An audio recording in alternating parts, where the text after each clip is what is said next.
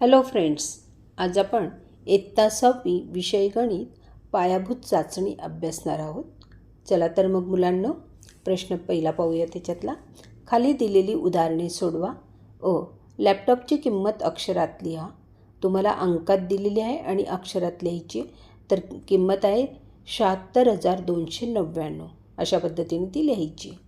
16 ही संख्या रोमन संख्या चिन्हात लिहा. 16 लिहिताना एक्स म्हणजे 10 आणि व्ही म्हणजे 5 आणि आय म्हणजे 1, म्हणून 10, 5, 15 आणि 1, 16. अशा पद्धतीने ती एक्स व्ही आय अशी लिहायची. खालील संख्या विस्तारित रूपात लिहा. तुम्हाला 67,029 ही संख्या दिलेली आहे. तर पहिल्या अंक येणार 6, 60,000 अधिक 7,000 अधिक 0 अधिक 20 अधिक 9. अशा पद्धतीने ती विस्तारित रूपात लिहायची. पुढचं आहे, खालील प्रत्येक अंकाचा एकदाच वापर करून मोठ्यात मोठी 6 अंकी संख्या तयार करा. मोठ्यात मोठी संख्या तयार करताना सर्वात मोठा अंक आधी लिहायचा आहे आणि त्याच्यानंतर उतरत्या क्रमाने अंक लिहित जायचे. मग 8 हा अंक सर्वात मोठा आहे म्हणून 8 आधी घेतला. त्याच्यानंतर 7, 5, 4, 2, 0. 8,75,420 या पद्धतीने ती संख्या तयार झालेली. पुढचं आहे, संख्या तयार करून वजाबाकी करा. 3 शतक, 2 दशक आणि 5 एकक म्हणजे 325. 2 शतक, 1 दशक आणि 8 एकक म्हणजे 218 ही संख्या तयार झाली आणि त्यांची वजाबाकी करायची.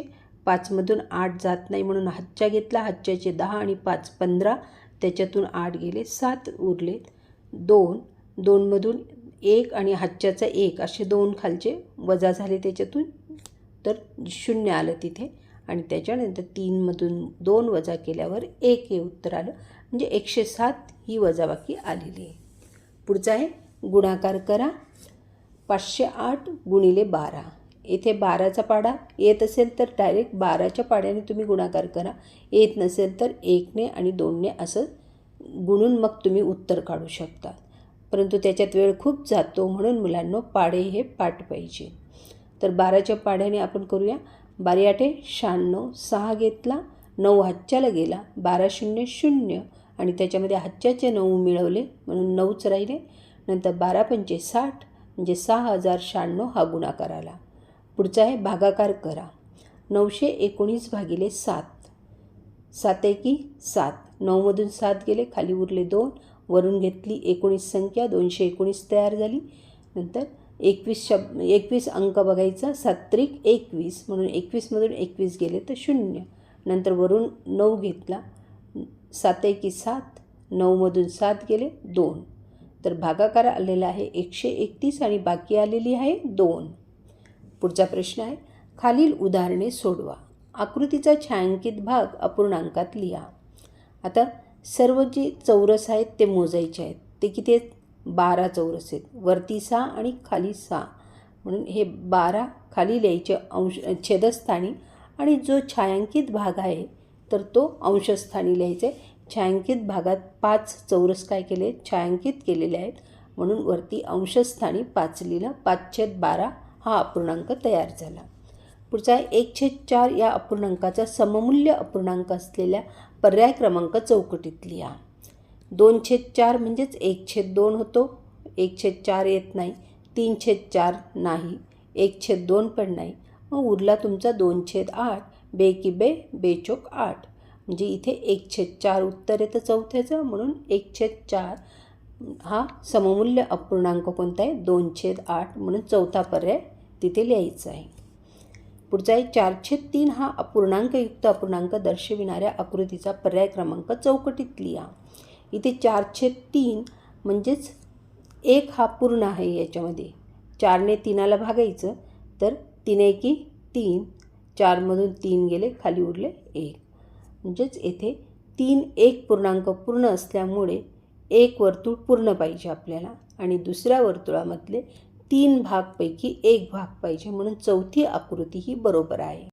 4.5 या दशांश अपूर्णांकाची योग्य लेखन दर्शविणाऱ्या पर्याय क्रमांक चौकटीत लिहा. 3.25, 4.25, 3.75, 4.75. इथे पाऊण म्हणजे 75 येत असतात आणि म्हणून 3.75 हा 4.25 झाला आहे. म्हणून तिसरा अंक चौकटीत लिहायचा आहे. सर्वात मोठ्या दशांश अपूर्णांकाचा पर्याय क्रमांक चौकटीत लिहा. 3.7, 3.8, 3.9 आणि 3.10. म्हणजे सर्वात मोठा दशांश अपूर्णांक कोणता आहे? 3.10. 3.10 म्हणजे 4 होतात. तिथे लिहिताना त्यांनी 3.10 दिलेलं आहे. तर चौकटीत 4 हा अंक लिहायचा आहे. पुढचा आहे आकृतीचे निरीक्षण करून लघुकोन, काटकोन व विशाल कोन यांचे प्रत्येकी एक नाव लिहा. लघुकोन, कोन ABF हा लघुकोन आहे. कोन FBE हा एक लघुकोन आहे. अजून लघुकोन आहे, तुम्ही एक लिहायचं आहे फक्त. काटकोन, कोन EBC आणि कोन EBA कोणताही एक लिहायचा आहे. विशाल कोन, कोन ABD, कोन CBA एक लिहायचा आहे कुठलाही. पुढचा आहे कोनमापकाचा वापर करून 110 अंश मापाचा कोन काढा व त्याला नाव द्या. पट्टीने रेषा ओढून एका बाजूच्या बिंदूवर कोनमापक ठेवून 110 अंश मापाचा कोन मोजायचा आहे.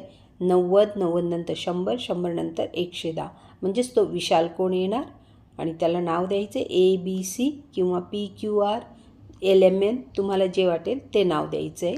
पुढचा प्रश्न आहे 3 सेमी त्रिज्येचे वर्तुळ काढून त्यात त्रिज्या, जीवा व व्यास दाखवा व त्यांची नावे लिहा. वर्तुळ काढायचे आणि त्याच्यानंतर त्रिज्या OA, नंतर PQ व्यास आणि ST जीवा दाखवलेली आहे. आकृतीत नीट निरीक्षण करा आणि त्या पद्धतीने तुम्ही आकृती काढायची. पुढचा आहे खालील तक्ता पूर्ण करा. त्रिज्या दिलेली आहे 3 सेंटीमीटर, तर व्यास किती येणार? त्रिज्येच्या दुप्पट असतो व्यास म्हणून 3 दुणे 6, 6 सेंटीमीटर व्यास येणार. आणि दुसऱ्या याच्या चौकटीत दिले 12 सेंटीमीटर व्यास दिलेला आहे, तर त्रिज्या किती येणार? व्यासाच्या निमपट त्रिज्या असते म्हणून 6 सेंटीमीटर त्रिज्या आली. अशा पद्धतीने चौकटी पूर्ण करायची आहे. पुढचा प्रश्न आहे आकृतिबंधाचा योग्य विस्तार करा. आता तुम्हाला आकृती दिलेली आहे आणि थोडासा भाग तिचा पुढचा तुम्हाला काढायचा आहे. तर तो कशा पद्धतीने काढला आहे तो नीट निरीक्षण करून काढायचा आहे. खालील संख्यांची त्रिकोणी संख्या व चौरस संख्या असे वर्गीकरण करा. 6, 10, 15, 28 या त्रिकोणी संख्या आहेत आणि 4, 9, 16, 25 या चौरस संख्या आहेत. चौरस संख्या या वर्ग संख्या असतात हे लक्षात ठेवायचं आहे. आणि त्रिकोणी संख्या काढताना मात्र तुम्हाला ते बिंदू मांडूनच काढाव्या लागतात. पुढचा प्रश्न आहे खालील उदाहरणे सोडवा. पुढील चौरस व आयत जोडून तयार होणाऱ्या मोठ्या आयताचे क्षेत्रफळ काढा. चौरस दिलेला आहे तुम्हाला आणि आयत दिलेला आहे.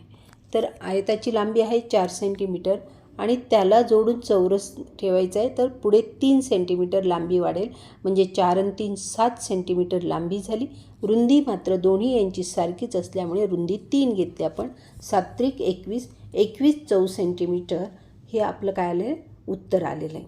पुढचं आहे आकृत्यांचे निरीक्षण करून योग्य पर्यायासमोर बरोबर अशी खूण करा. सर्व लहान चौरस समान मापाचे आहेत. पर्याय दिलेले आहेत. आकृती Aची परिमिती आकृती B पेक्षा जास्त आहे. आकृती A व आकृती B यांची परिमिती समान आहे. आकृती B ची परिमिती आकृती A पेक्षा जास्त आहे. तर यात दुसरा पर्याय बरोबर आहे. आकृती A व आकृती B यांची परिमिती समान आहे. जरी तुम्हाला एक चौरस त्यातला काढलेला असला तरी परिमिती समान येते. पुढचं आहे खालील उदाहरणे सोडवा. बुलढाणा शहराची एकूण लोकसंख्या 80,217 आहे. त्यापैकी पुरुष 41,765 आहेत, तर स्त्रियांची संख्या किती? आता शहराच्या लोकसंख्येतून पुरुषांची संख्या वजा केली तर स्त्रियांची संख्या मिळेल. म्हणून 80,217 वजा 41,765 उत्तर येते 38,452. पुढचा प्रश्न आहे दुकानदाराने 8 रुपयांना एक पेन याप्रमाणे 50 पेन खरेदी केले आणि सर्व पेन 10 रुपयांना एक याप्रमाणे विकले, तर दुकानदाराला किती रुपये जास्त मिळाले? तर प्रथम 50 पेनची खरेदी किंमत काढायची आहे. म्हणजेच 50 गुणिले 8 बरोबर 400 रुपये होतात आणि 50 पेनची विक्री किंमत 50 गुणिले 10 बरोबर 500 रुपये. म्हणजेच त्याला नफा किती झाला? 500 वजा 400 बरोबर 100 रुपये. दुकानदाराला 100 रुपये जास्त मिळाले. पुढचा प्रश्न आहे एका वर्गातील विद्यार्थ्यांना आवडणारी फळे तक्त्यात दिलेली आहेत. त्यावरून प्रश्नांची उत्तरे लिहा. प्रमाण दिलेलं आहे. एका चित्राबरोबर 4 विद्यार्थी. प्रश्न आहे वर्गातील सर्वाधिक मुलांना आवडणारे फळ कोणते? अर्थातच आंबा. सफरचंद व केळी किती मुलांना आवडतात? सफरचंद तीन चित्र आहेत म्हणजेच 12 मुलं आणि केळी 2 चित्र आहेत म्हणजेच 8 मुलं. 12 आणि 8 20 मुलांना आवडतात. पुढचा प्रश्न आहे, सर्वात कमी मुलांना आवडणारे फळ कोणते? म्हणजे एक चित्र आहे म्हणजे 4च विद्यार्थ्यांना ते आवडते. पेरू किंवा मोसंबी काहीही लिहू शकतात तुम्ही. वर्गात एकूण किती विद्यार्थी आहेत? सर्व चित्र मोजायची आहेत. 10 चित्र आहेत म्हणजे 40 विद्यार्थी. 10 चौक 40. आंबा आवडणारे विद्यार्थी किती आहेत? 4 चित्र आहेत म्हणजे 16 विद्यार्थी. 4 चौक 16. अशा पद्धतीने आपण आजचा पेपर सोडवलेला आहे. तर विद्यार्थी मित्रमैत्रिणींनो, व्हिडिओला लाईक अँड शेअर करा, सबस्क्राईब करा. डिस्क्रिप्शनमध्ये लिंक दिली आहे, ती अवश्य पहा. पुन्हा भेटूया एका नवीन व्हिडिओसह. धन्यवाद. Best of luck.